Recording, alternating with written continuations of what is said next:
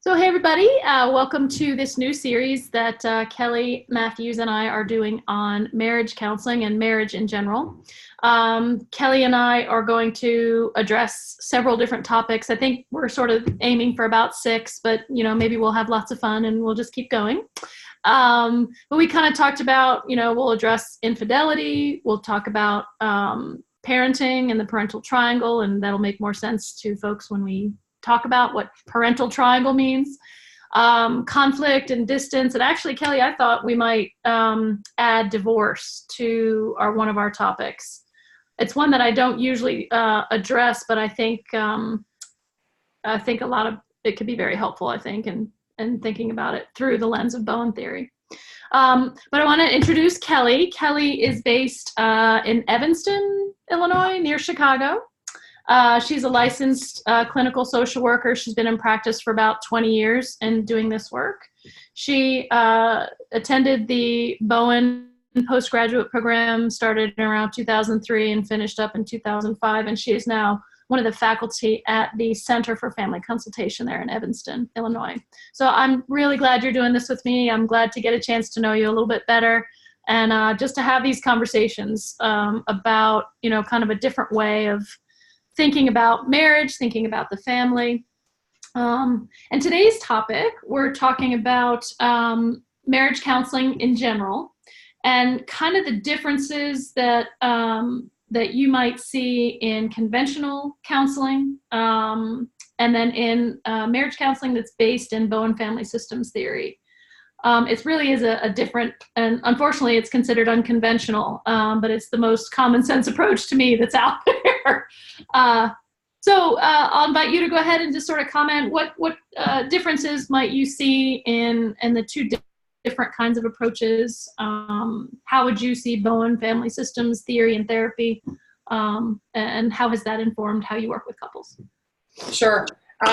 I think that the most important, I was thinking about what we're talking about here today and thinking about the biggest thing that I think stands out for Bowen theory is the feeling versus the thinking.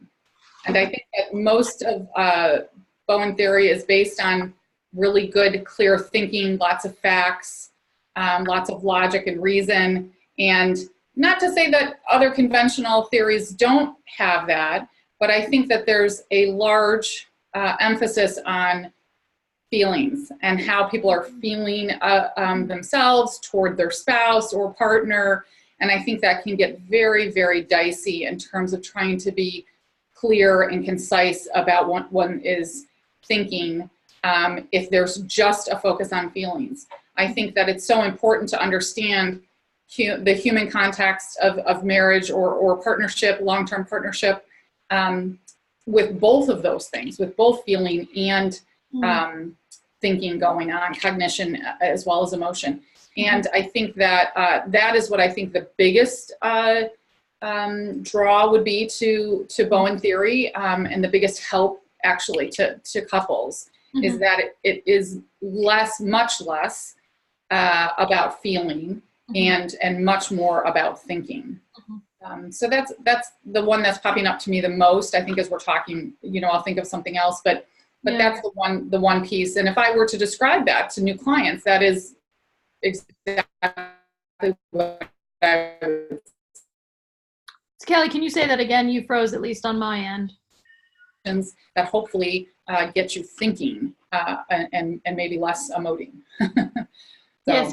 So the computer froze just a little bit. So if what I heard you say is right there at the end, less emoting and so much focus on, getting the feelings out, being vulnerable, all those catchphrases that are so popular right now, and more about how do we think about what's going on in our relationships. Right. Absolutely. I think it's so important, I think, certainly we're feeling creatures, right? I think maybe Antonio Damasio, we're feeling creatures that think, I think is that's a paraphrase, but I think he's the one that said that. And I think that's so important. We're not without feeling. We're just, we have this added capacity to be thinking in really advanced, sophisticated ways. And I think that can help balance out. If we're only feeling, can be kind of goofy, if we're just moving from one feeling state to the next. But to add sort of the feeling over the emotion, I'm sorry, the thinking over the feeling really can help to get a full picture of what's going on. So it's not without feeling, but it's the balance of the two. Yeah, I think about my own personal experience, and then just think about how many years I spent with clients, working from that feeling kind of place. And you sort of get to a point, and I know so many people are frustrated with this, where they've expressed all the feelings and it hasn't changed. Yeah. Yeah. Right. Feelings are out there. Or very commonly, one person will be having the feelings and the other one won't be sharing back or know what their feelings are or whatever. And you just sort of get into this gridlock. Right. And I mean, I have these devastating cases, I guess, where, one gets labeled, with Asperger's or with some kind of diagnosis because they can't feel. It's inherent in the approach that's so based in feelings. You can't get anywhere. Right. There's so many dead ends. Yeah. I just think it's a refreshing, I think, for many people to have an idea that there's some other way to do it. Yeah. And, that comes across, I think, in Bowen theory across the board, but certainly when it comes to thinking and feeling, I think people are very often relieved that they don't, and I wouldn't say it's just men. I mean, that's kind of stereotyping, but, I do think that, many men are, less apt to kind of be super observant of how they're feeling and able to express that. Doesn't mean it's only men, but that might be the tendency. And I think that it's really refreshing to not have to worry too much about that. Yeah. That the thinking is really key, and trying to get at people's thinking, their good thinking, their more mature thinking. When I think that's talked about, people really have a nice response to it, and I think a relief from therapies that they might have tried. Yeah, and I think the people in the emoting position, women or not, are relieved as well, because they've done so much of it for so long, myself included. Yeah. And there's relief in saying, okay, wait a minute, this isn't all this intense raw feeling. There's something we can grab onto, and do something different with. Right. I think the added piece that is super advantageous is the idea that when I explain to clients like brain function and the idea of the amygdala being that center of emotion and feeling, and kind of that very automatic process that goes on there that's totally without any effort whatsoever, but that the thinking brain, that prefrontal cortex and all the stuff that's involved in that, requires a lot of effort and a lot of energy, and is not automatic. And the idea that one could calm the other down, and again, sort of in this balance idea, kind of balance each other out, I think is also extremely refreshing to people, and it's good information for people to have. I remember first learning about some of that stuff at Bowen meetings, and thought to myself, oh my gosh, that's just wonderful information, that we have this brain on, in our heads that can really help us to balance out these strong, heavy emotions with fact, with logic and fact and reason. And that goes a long way into having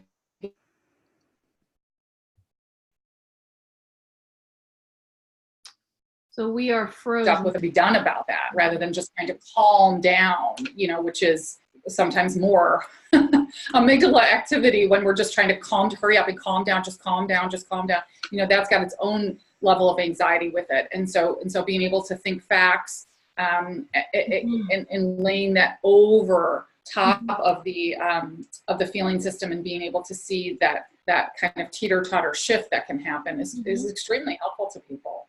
So to me as well, but on my end, you froze a little bit, but I think what you were saying is that in Bowen theory and in the counseling, there is an emphasis on being able to think through problems, and that being able to go to facts, being able to have perspective in a tense moment, actually is I think you're saying sort of more calming to the amygdala than trying to tell yourself to calm down. Is that? Yes.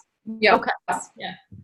Yeah, I've never heard it put that way, but that's definitely been my experience. And it's a muscle you have to develop uh, unmercifully slowly, but Yeah.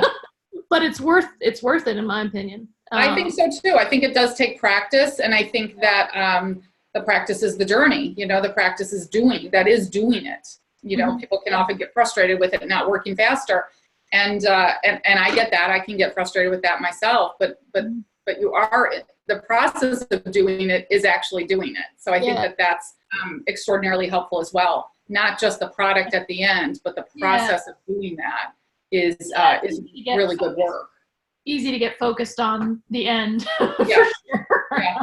Because you want things to be better, and I get it. I get it. People want relief from the anxiety they're feeling and the stress, and they want things to get better. But that the kind of the slow go of making those changes is actually progress. That slow process. Yeah. So that brings me to a couple of thoughts I had. Is that couples counseling, any kind of counseling with Bowen family systems theory, the emphasis is also on process. Mm-hmm. So I tend to use this metaphor for conventional counseling as they sort of try to open up the marriage box, insert some techniques, close it up, and there you go, we're fixed, right? Yeah. It's like they're prescribing an end result rather than going through what does it take for a couple to have open, relaxed communication. You can't throw in an I statement and voila, you've done it. Right. Or even, I don't know, just those boxed techniques that are so prevalent, or boxed even sort of quasi processes, right? The emphasis right now is very much on being vulnerable, right, with your spouse, which, there's nothing wrong with that. Yeah. But what is the process that goes into, again, having that kind of an open dialogue with your spouse? Right. I wouldn't think insert it and we've got it.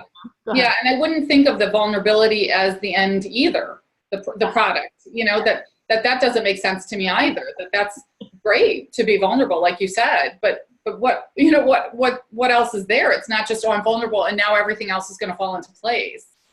And that I think is so common with the more traditional, marriage therapies, is that it is like, do this and then this will all happen, and the rainbows and the, that kind of stuff.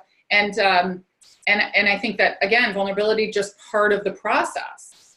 But at the end, as I see it in Bowen theory, would be you're going to come out, any of the work that you do, with a better sense of self. That to me would be, the end is, which again isn't an end.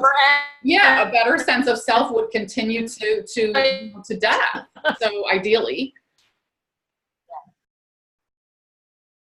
In our preparation, can you hear me okay? Yeah, I thought you were frozen. In our preparation, you mentioned Hal Runkle, and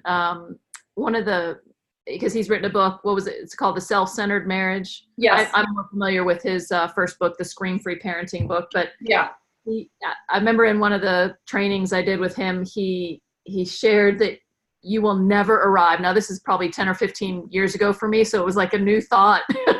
You will never arrive. And I guess that could sound bad, but I think it's a relief. Yeah. You don't have to arrive anywhere. We're just in this process. And again, focus on the process. Say that again, Kelly. I'm sorry. Yeah, just you froze up, so I'm sorry. But just the process, that's continuously part of it, and that is hard for people, I think, to see as progress, or a product, a final product. So the idea of, we're using all the P's, but all the, the process is the work. And I think when people can dial back to that level versus an end result and an end product, if they can focus less on that, ideally not at all, but that's sort of hard for us, I think.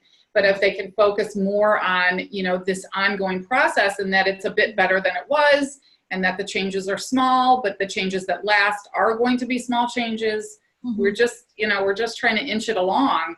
And when people can really digest the idea that that is progress, I think it can change really the way and the dynamics in a relationship. Yeah, I agree. And again, it doesn't get you to rainbows and butterflies, but it gets you to something more manageable, more satisfying. It makes me think of, you've probably heard Dr. Dan Papero, who's a faculty member at the Bowen Center in DC, shares this research, and I'm gonna do my own summary of what I've heard him describe, because I haven't looked it up myself, but he describes this research with rats going through a maze. And the first series, I guess, of studies were the rats. It took them about 100 times for them to figure out how to navigate the maze. So they established that it's about 100 times. So then they do the next study where the rats go through, and at a certain different stages in the process, they sacrifice the rats and look at their brains. And what showed up was that the brains were changing before it looked like the rats were getting it. Yeah.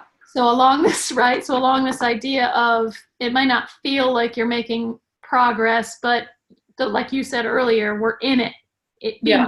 And just even trying to do something different is beginning to shift it. Yeah. I think the trying is big for folks, because people can get very frustrated. I'm trying, nothing's changing. Yeah. And here again, trying to be clear about the trying is effort, and that effort has effects. But whether you're really consciously able to understand them, or to even if they're out of awareness, if they're kind of back here versus kind of in the front of our minds, doesn't mean they're not happening. Well, and I also think too, you were saying I'm trying and nothing's changing. What I usually hear is that, well, my spouse isn't changing. Right. Which is another really important part of Bowen theory, is this focus on self, is that getting the focus off of the other and paying more attention to the other than you are to self. All of those things are just paramount in terms of the theory, not just with regard to marriage difficulties, but across the board. And I see that as vastly different from the conventional therapies out there, that the focus is on, one person not doing something. Oftentimes you've got the underfunctioning and overfunctioning in a marriage. That's quite common. And what it looks like then is somebody is not doing because they're the underfunctioner to various degrees. So then, client and therapist can sort of get on the underfunctioner, like, oh, you've got to be doing more of this and more date nights and more, affection, or more, whatever it is. And here again, then that usually is places where people can get very frustrated, because you've got a triangle, happening with this underfunctioning and overfunctioning, versus seeing it as everybody playing their part. And when underfunctioners and overfunctioners can get clear about self, less focused on the other, then that's again a big shift that can happen. But I think that is really, really different than conventional therapies. So you mentioned over and under functioning. Can you talk about that pattern a little bit? Because I think that's just such a particularly painful one that we see. Sure. One of the things I think for sure is trying to, with clients, trying to dig through, we're not talking about under functioning in terms of tasks. We're looking at emotionality.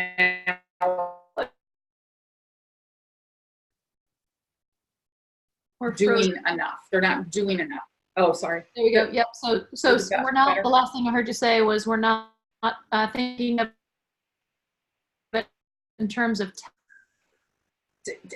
tasks. Yeah, it's more the emotionality. And so the idea that the under-functioning or over-functioning comes from an emotional standpoint, not a doing the dishes and the laundry and who's driving the kids around. It's not the task oriented.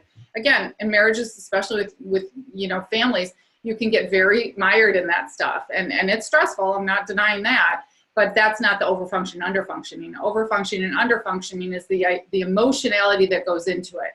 And again, the idea that you're thinking more about the person's emotionality than they are about themselves. So it's the idea that they underfunction because someone is taking over kind of that emotional baggage or legwork for them. And that is a difficult one, I think, for people to understand, the emotional component of that. Because it happens so, I don't know, insidiously. It happens so easily in a marriage. Mm-hmm.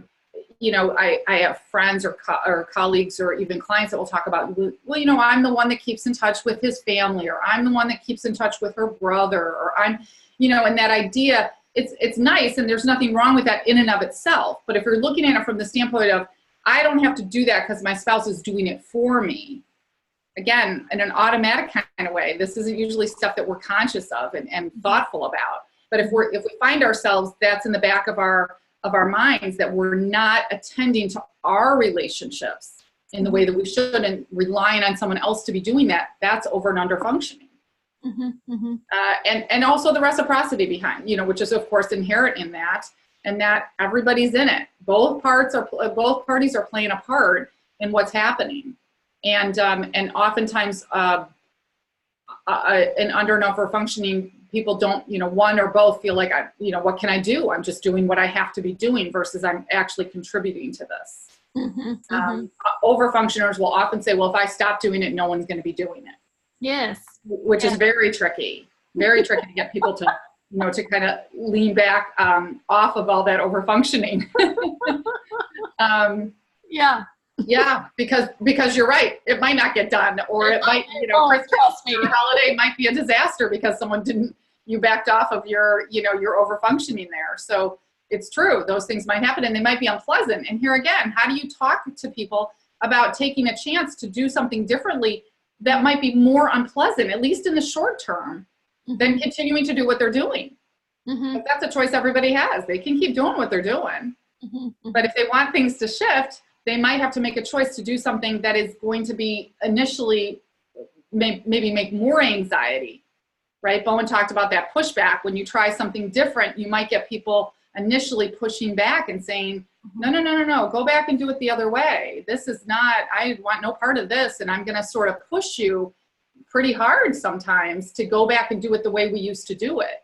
Yeah. And one has to be sort of resolved in the ideas behind the theory that I'm going to push through this and see if I can get somewhere different with it. Mm-hmm. That's a pretty sizable challenge for a lot of people. Most, I would say. Mm-hmm.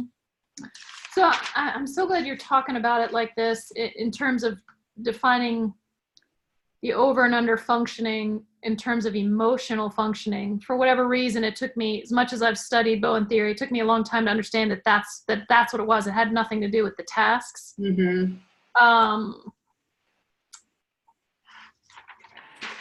But I think, you know, I don't know, you know, to what degree does our audience know about Bowen theory? Mm-hmm. I want to back up just a little bit. Sure. About, you know, over and under functioning reciprocity. I think a main concept in a very early observation that Bowen made in his research was that there tended to be this reciprocal functioning in a relationship where someone was the decision maker and someone was ended up being inept at making decisions, and it could flip-flop.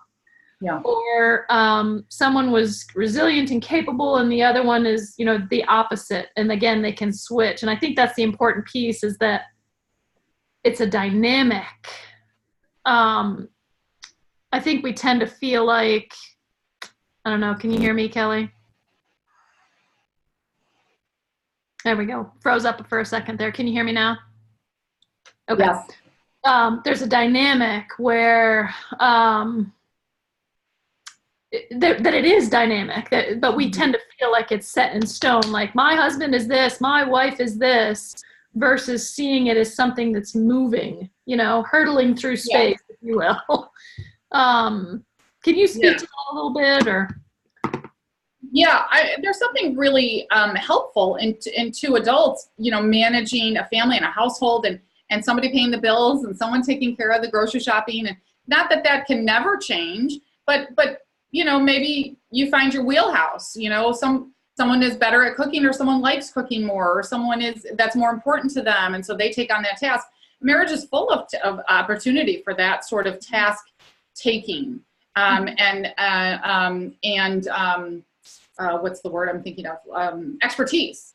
And so take advantage of those, right? It's the idea that when you get to emotionality, and I think this is very traditional, and so maybe I'm speaking again a little more stereotypical, but women are the ones who keep in touch with the family, or women are the ones who cultivate the social relationships. I think actually the research is still bearing that out, that in a marriage, women are the ones who might connect to friends, so that a lot of husbands or partners might find themselves having couples friends through their wife.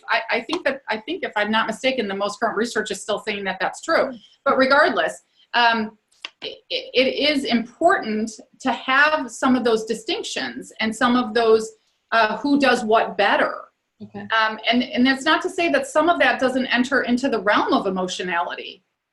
Someone might be just the better talker, or the more friendly personality in the relationship. Nothing wrong with that.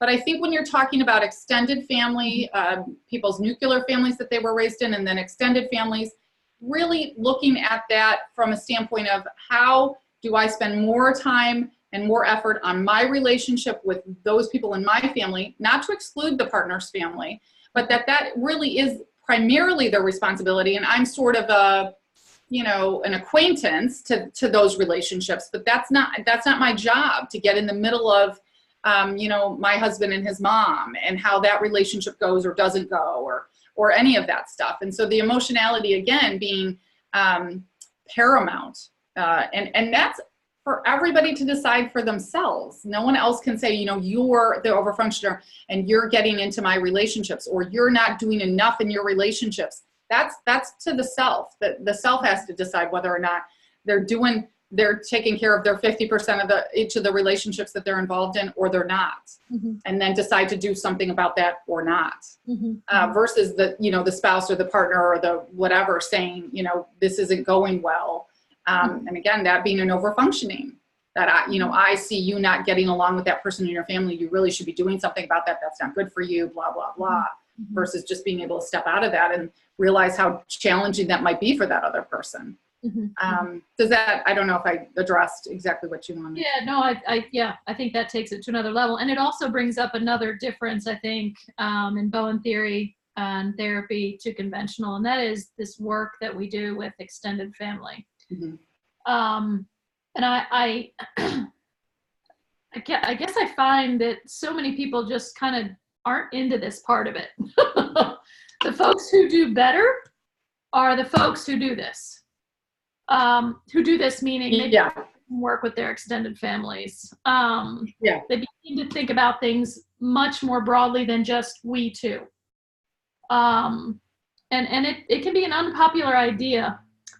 I would totally agree with you. I think it's very unpopular. I'm thinking of a case not too long ago that I had where both parties were so intensely focused on one another, in that kind of myopic, single view of things, that their relationship was getting so tense and intense. And when I said, like, let's bring this out to, kind of break things up a little, talk about extended family, they couldn't. Both of them, what ended up happening was both of them talked about these very distant and or cut off relationships with extended family, which makes perfect sense. And that two people would sort of be driven together into so much conflict in the marriage that one of them wanted to leave the marriage because there weren't other outlets. When we let go of that extended family stuff and we say, oh, we don't need them, or I don't like them, or they don't like me, or any of that, we're losing our ability to sort of have something else to be focused on. Our relationships with other people versus our relationship with this one other person that's driving us both nuts. And that, I think, can be a way to sort of get people to start thinking about extended family and the importance of extended family work. But I would agree with you, not everybody buys it, and that's okay. At some point, if that's not going to be something you can manage, then you might find another therapy for you. Sure. Have you found that to be true, or how when you're working with people and they're somewhat resistant to the extended family work? Yeah, and I think it's so important to the stance that I've taken is you don't have to do it. We'll do what we can with what you're willing to talk about and think about. I have this one couple I'm thinking of where, he really was not open to this idea, and and he's a very, very vocal person and doesn't mind sharing his disagreements with me.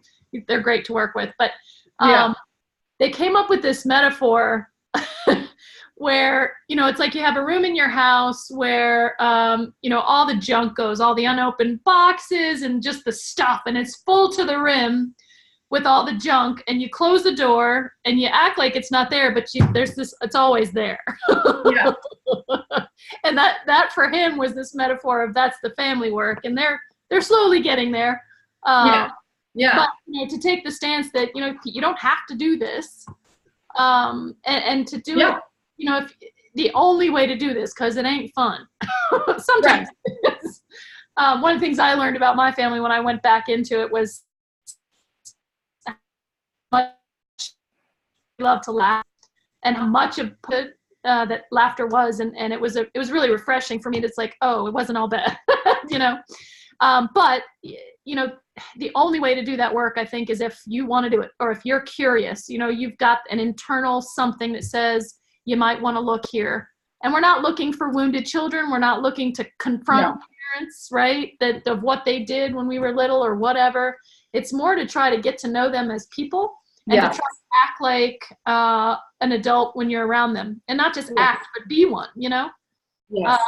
I hear this all the time, and maybe it's true for you too, where you go home and you start feeling like you're 16 again, or 6, or whatever.